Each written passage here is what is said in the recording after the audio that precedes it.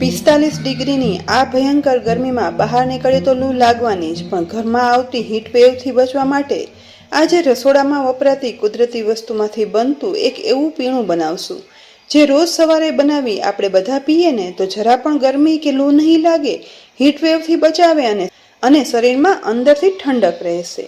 તો આ ઠંડુ પીણું બનાવવા માટે અહીં 2 ગ્લાસ માટલાનું પાણી મોટા બાઉલમાં લઈ લેવાનું છે। 2 ગ્લાસ પાણી લીધું છે એટલે 2 ટીસ્પૂન લીલી વરિયાળી તેમાં ઉમેરવાની, સાથે 2 ટીસ્પૂન સૂકા ધાણા પણ ઉમેરી દેવાના અને 1 ટીસ્પૂન જીરું પણ ઉપરથી ઉમેરશું। રસોડામાં સહેલાઈથી વપરાતા વરિયાળી, ધાણા અને જીરું શરીરમાં અંદરથી કુદરતી ઠંડક આપી શરીરમાં આલ્કલાઇન તત્વ વધારી તેનું pH બેલેન્સ જાળવે છે।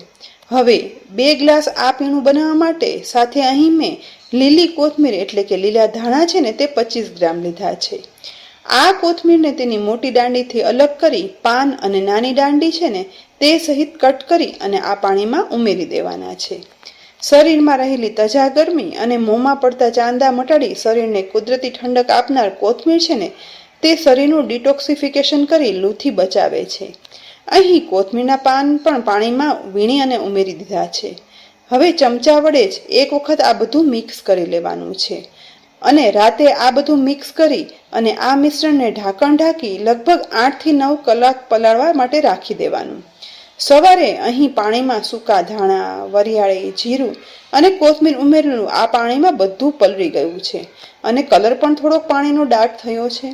તો આ સમયે આ મિશ્રણની બધી વસ્તુ સહિત જ મિક્સરના લિક્વિડ જારમાં બધું ઉમેરી દેવાનું છે। એ પછી અહીં મેં 2 ટીસ્પૂન સાકર લીધી છે તો તે ઉમેરશું। સાકર ઉમેરવી ઓપ્શનલ છે। જો આ પીણું બાળકોને પીવડાવવું હોય ને તો સાકર ઉમેરવાની, જે અંદરથી ઠંડક આપનાર પણ છે। સાકર ઉમેર્યા પછી જારનું ઢાંકણ ઢાંકી બધું એકદમ સરસ પીસી લેવાનું છે।